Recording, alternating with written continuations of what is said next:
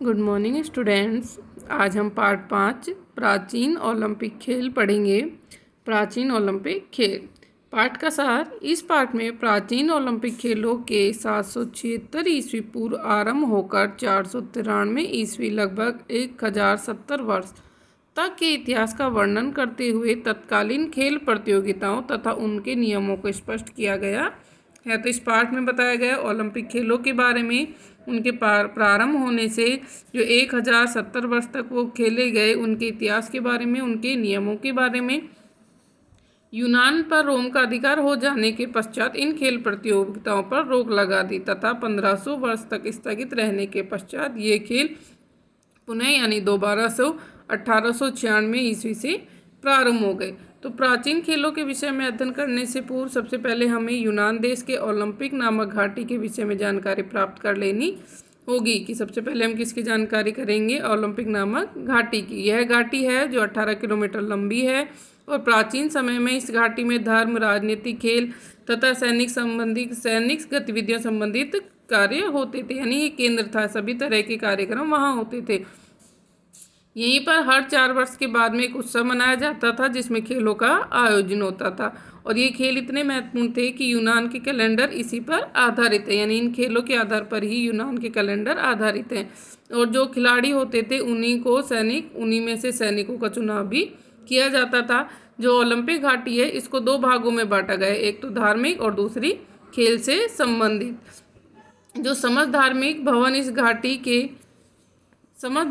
इस घाटी की 2 नदियों एल्फियस और कैलेंडियस के संगम के निकट बनी हुई हैं। वहाँ यूनानी देवताओं के अनेक मंदिरों का निर्माण किया गया और यहाँ पर मंदिरों का भी निर्माण किया गया है। इसके पास में ये व्यायामशाला है, मल्लयुद्ध तथा मुक्केबाज के लिए शिक्षालय भी बना हुआ है तथा यहाँ पर पूर्व में एक विशाल स्टेडियम भी है जहाँ पर घुड़दौड़ तथा रथ दौड़ के लिए विशेष मैदान भी बनाए गए हैं। और ये आगे बता रहे हैं कि स्मरण रखें कि प्राचीन यूनान धार्मिक उत्सवों में खिलाड़ियों का योगदान अत्यंत महत्वपूर्ण होता था और उनका विश्वास था कि इन खेलों के आयोजन से जो देवता और पितृ हैं वो प्रसन्न होते हैं तथा देश को शक्ति प्रदान करते हैं। इसी कारण से यहाँ पर ये खेलों का आयोजन होता था। ये उत्सव 1400 ईस्वी पूर्व में प्रारंभ हुए थे तथा प्रत्येक देश के प्रत्येक नगर में इनका आयोजन किया जाता था और इसी कारण से इनका हर देश में आयोजन किया जाता था। कालांतर में इन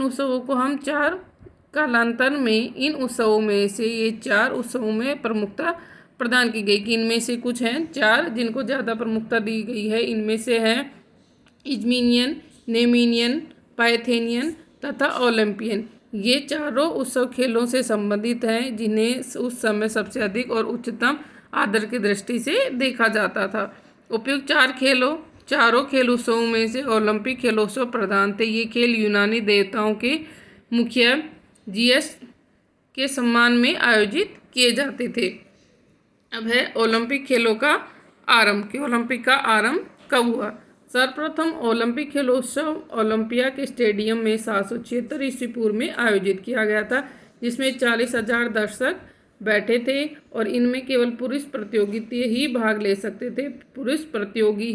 सकते थे और तथा दर्शक भी केवल पुरुष ही होते थे। ओलंपिक खेलों के पहले 13 उत्सवों में 192 मीटर की दौड़ प्रतियोगिता ही होती रही। स्टेट से बना शब्द है जो कि 192 मीटर की लंबाई के लिए उस वक्त प्रयुक्त किया जाने वाला माप था। कालांतर में 192 मीटर से अधिक दूरियों की दौड़ें इस उत्सव में सम्मिलित की गई हैं और कुछ अन्य खेल प्रतियोगिताएं भी ओलंपिक खेल में का अंग दी गई हैं। कि पहले सिर्फ दौड़ होती थी 192 मीटर की, लेकिन अब इसके साथ में और भी अनेक प्रतियोगिताएं हैं जो इसके अंदर होती हैं, जिनमें से मुख्य है मल्लयुद्ध यानी कुश्ती, डिस्कस थ्रो, चक्र क्षेपण, जेवलिन थ्रो, भाला क्षेपण, लंबी दौड़ और छोटी दौड़ आदि। 708 ईस्वी पूर्व के ओलंपिक खेलोत्सव में मुक्केबाजी को भी प्रतियोगिता के रूप में सम्मिलित किया गया। इस प्रकार से 708 ईस्वी में के पूर्व भी ओलंपिक खेलों में मुक्केबाजी को भी प्रतियोगिताओं के रूप में सम्मिलित किया गया। 20 साल बाद यानी 688 ईस्वी पूर्व ओलंपियन खेलोत्सव के घुड़दौड़ में को स्थान दिया गया तथा 8 वर्ष पश्चात 680 ईस्वी के खेलोत्सव में 2 घोड़े वाले रथों तथा 4 घोड़े वाले रथों की दौड़ को भी सम्मिलित कर ली गया। कि पहले सिर्फ दौड़ होती थी, उसके बाद में इसके अंदर कुश्ती, चक्र क्षेपण, भाला क्षेपण, लंबी दौड़, छोटी दौड़ ये हुआ। फिर इसमें मुक्केबाजी को भी स्थान दिया गया और फिर घुड़दौड़, 2 घोड़े वाली दौड़ और 4 घोड़े वाली रथों की दौड़ को भी इसके अंदर शामिल किया गया। यूनान पर रोम का अधिकार। ईस्वी पूर्व पहले शताब्दी में रोम के सम्राट ने यूनान पर अधिकार किया, फलतः उपयुक्त खेलों के धार्मिक महत्व का ह्रास होना अनिवार्य था। खिलाड़ी अब केवल धन कमाने हेतु खेलोत्सव में भाग लेने लगे। कि पहले अब जो यूनान पर अधिकार, रोम के सम्राट का यूनान पर अधिकार होने के कारण क्या हुआ कि अब खिलाड़ियों का मकसद केवल क्या हो गया था, धन कमाना हो गया था। और इसी कारण से कि इन खेलों पे आयोजन पर रोक लगा दी थी सम्राट ने, क्योंकि इनका स्तर अत्यंत निम्न हो चुका था। परिणाम से 394 ईस्वी में इस खेलोत्सव का आयोजन बंद हो गया और यह स्थिति लगभग 1500 वर्षों तक बनी रही। के बाद में खेलों का विवरण। मल्लयुद्ध। इस प्रतियोगिता में जीतने वाले प्रतियोगी द्वारा अपने विरोधी को कंधे, पीठ अथवा कूल्हे के बल नीचे गिराया जाना अनिवार्य होता था। इस कार्य के लगातार 3 बार हो जाने के पश्चात जीत की घोषणा की जाती थी। प्रतियोगिता में दांतों के से काटने की अनुमति नहीं थी, यद्यपि विरोधी की उंगलियों को मरोड़कर तोड़ देने की कोई मनाही नहीं थी। कि तो मल्लयुद्ध में बताया गया कि इसके अंदर दूसरे को, विरोधी को गिराना था, लेकिन यहाँ पर दांतों से काटने की अनुमति नहीं थी। फिर है डिस्कस थ्रो।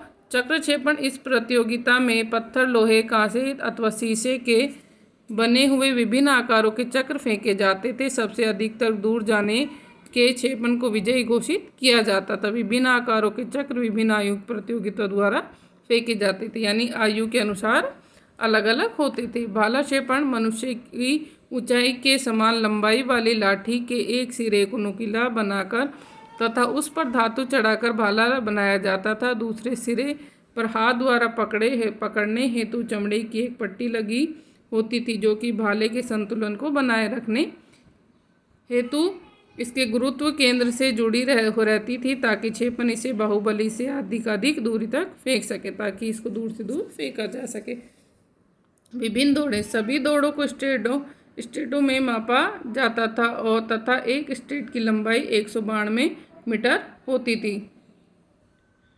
छोटी दौड़।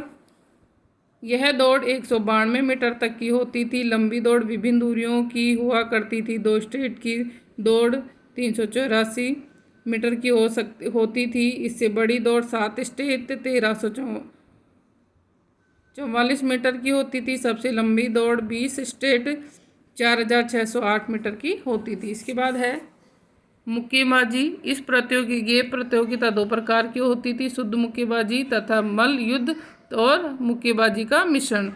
शुद्ध मुक्केबाजी की प्रतियोगिता तब तक चलती थी जब तक एक प्रतियोगी अखाड़े से बाहर न हो जाए तथा अपनी हार स्वीकार न कर ले। इसमें प्रतियोगिता में विरोधी पर चोट करने के विषय में कोई नियम न था, न ही भार के आधार पर मुक्केबाजी के कोई वर्ग थे। दूसरे प्रकार की मुक्केबाजी केवल दांतों के काटने तथा चेहरे के नाखूनों से कुरेदने की मनाही थी, परंतु पेट पर टिक मारना वैध माना जाता था।